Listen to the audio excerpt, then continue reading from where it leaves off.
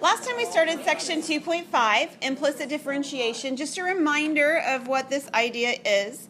Explicit differentiation is what we've done up to this point. It means it's already solved for or can be solved easily for y equals, and then taking the derivative is what we've done, okay?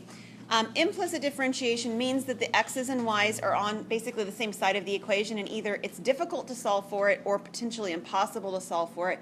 And so we sort of deal with it as it is, and we take the derivative. And every time we take a derivative with respect to y, we get a dy dx, whether it's inside of a chain rule or a product rule or whatever. So we end up getting these dy dx's involved. We had done several examples, and I believe we're on example 6. 7? I think we didn't do the picture for 6 yet. Oh, yeah. So that's what I wanted to pick up on. Okay, so we had done this derivative. We had found the equation of our tangent line was y equals 3x minus 11. And we were told to graph the tangent line in the same viewing window as the original equation. And we had talked about this graph roughly was a circle, right? The original equation's a circle. Centered where? What's the center of our circle?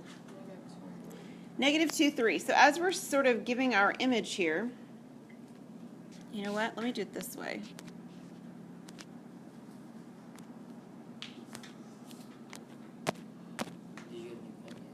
I did get a new pen, and it was working really well yesterday, so we're going to kind of hold our breath that it continues to work really well. I just want to put a grid on here. Okay, so we've got our xy plane. You guys told me it was centered at negative 2, 3.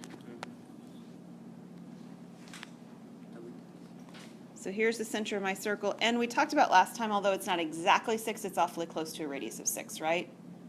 Because the square root of 37 is close to the square root of 36, which would be 6. So we're going to go out about 6 in each direction from here and create a circle. Sound good? Okay, I'm going to see how well I can do on the screen.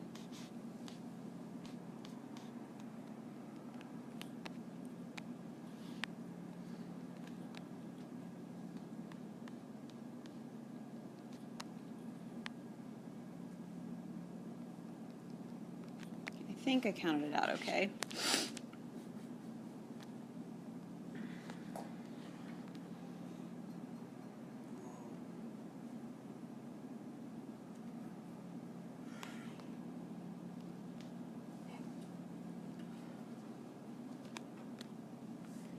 That might be the best drawing I've ever done on the screen, just for you guys.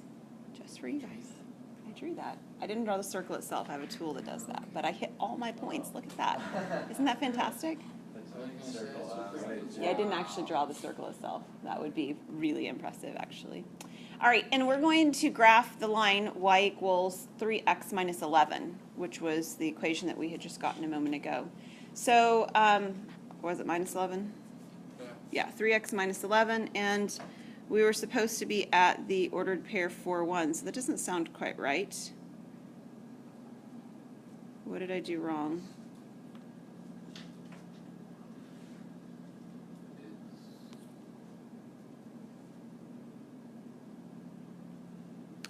I think,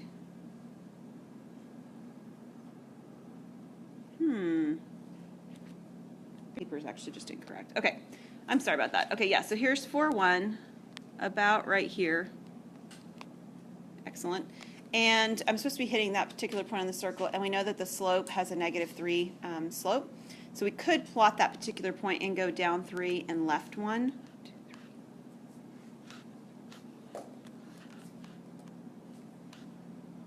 Which would be about right here. And it's really far off my screen, but it's really way down here. There's that negative 11. It's further down my screen than I can actually do too well with. But roughly speaking, this is what my image would look like. The picture on my paper is just wrong because I had made an error at a different point and never fixed it. So, all right, does that make sense? Everybody good with that? And of course, we recognize that my sketch is not perfect anyway because we used a radius of 6. And it's supposed to be just a little bit more than 6 when I had a square root of 37. So we had a little bit off of an error in that too. What's that? Tangent is 3 or negative 3? The tangent, what do you mean the tangent? The tangent line was 3x minus 11. Okay. And so the slope of the tangent line was the 3. Yeah. Okay, one last example in this section. I haven't actually shown you this notation yet. It's the first time you've seen it, but can anyone guess what you think this d with the subscript of, or the superscript of 2y and then the division and dx with the superscript of 2 means? What does that mean, do you suppose? It means second derivative. Okay, so this is second derivative notation.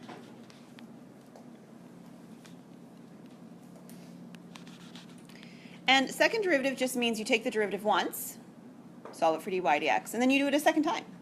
That's all it means, okay? As you're working through it, a lot of times you end up with substitutions you have to make at the end, and we'll see that on this particular one as well, so you can see how that works. Now, we saw this equation or equation much like this, I don't know if it was last time or if it was 2 class periods ago, or sorry, 2 lecture periods ago. But do you remember what this equation is an equation of? It's not a circle. Hyperbola, right? Because it has a subtraction sign between the 2 squared. So this is actually an equation of hyperbola. Not that that really matters at this point, but just a reminder to you. So when we're taking a derivative, some pieces of this equation is actually very friendly because the x and the y are not sort of connected to one another, like through multiplication or division, so that's kind of friendly. What's the derivative of x squared? 2x. What's the derivative of y squared? 2y, and then dy dx. And what's the derivative of 36?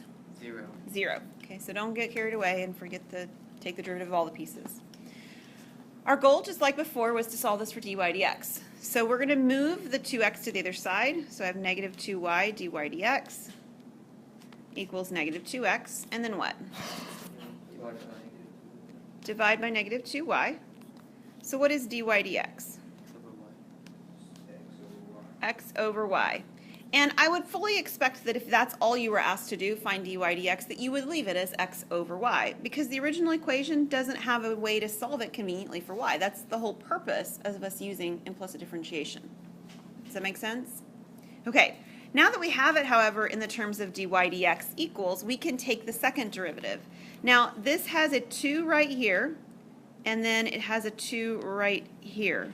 So the way that we actually read this is that it is the second derivative of y with respect to x twice. That's how that's read. That's why the superscripts are where they are. The superscript on top tells you it's the second derivative, and the superscript on bottom tells you that we're doing it with respect to x twice. And you may look at that and you'd be like, well, why wouldn't you do it with respect to x twice? What else would you do? Well, when you get further along in calculus, sometimes you do a derivative twice, where it's with respect to x once and then it's with respect to y the second time. Okay, so there is really a reason behind the notation. It truly does matter. Okay, it's where those superscripts are. All right. However, now that we have what's on the right-hand side, x and y actually are related with a quotient rule or a product rule, depending on how you do the problem. Right now, it looks like a product rule. A quotient rule, because I've got my x over my y.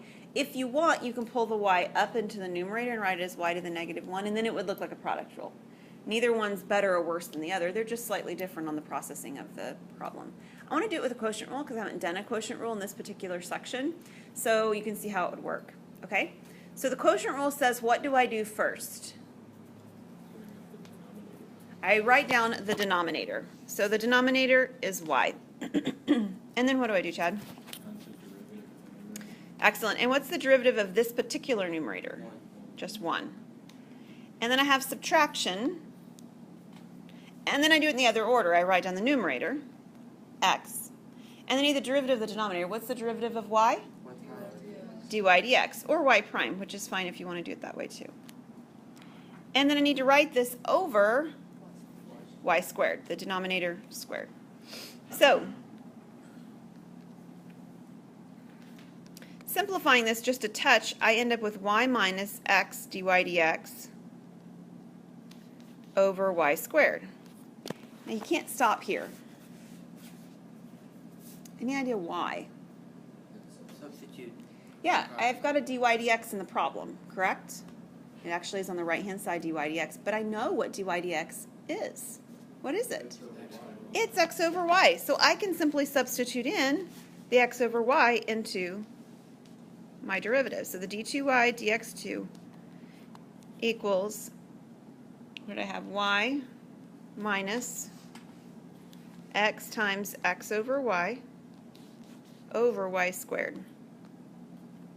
So I clean it up just a touch, I end up now with x squared over y squared like this. Now, I have just given recently a Calc 2 test, the Calc 2 class I'm teaching right now as well, and I keep having people leave things looking just like that. I'm going to tell you the same thing I'm telling them. Can't do that. What's wrong with leaving it like this? Fractions inside of fractions. It's not a good way to leave the end result of a problem. We don't want this, it's called a complex fraction when you have a fraction inside of a fraction. We don't want the final answer to be a complex fraction. We want to simplify what we can. So what is, do you suppose, the easiest way to not have the fraction inside of the fraction here? Okay, I'm actually going to go with what Fallon suggested. There's several ways you could do it. You could get a common denominator. You could break it into parts of fractions. Usually we want all the fraction back together, though, at the end, so then we'd still have to get the common denominator. My favorite way is to take whatever those denominators, those little denominators are, and simply multiply by them. There's only one little denominator in this problem, y, right? Okay, like the denominator inside of it, you know. So my suggestion, and the way that I do the problem, is to simply multiply the numerator and the denominator of the big fraction by y. When I do that, I have to distribute. So the first piece becomes y squared.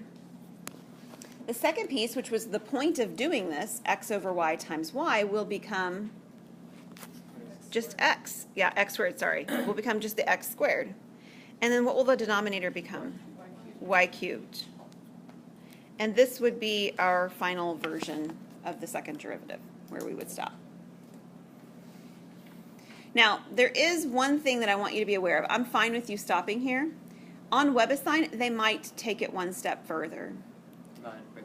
No, take a look at that numerator. What is y squared minus x squared? 36. It's 36. Why, Mooney? Because it's up there, it's given. The original equation. Okay, that doesn't happen most of the time. Okay, it's sort of... Oh, okay, x squared minus y squared. But it's almost the same, right? It's the same except for a negative. Yeah. So what you might see WebAssign do is you might see it do this. Would you accept this or you put it on in the test? For a test, yeah, that's totally fine. I am more concerned right at this moment that you recognize that, first of all, it's not going to happen. That's a very uncommon thing for it to happen.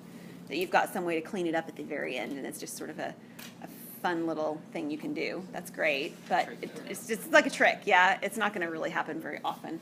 But WebAssign might actually change that, and you might look at that and go, where in the world did they get negative 36? Well, they got it from the original part of the problem. Okay, is everybody good with that?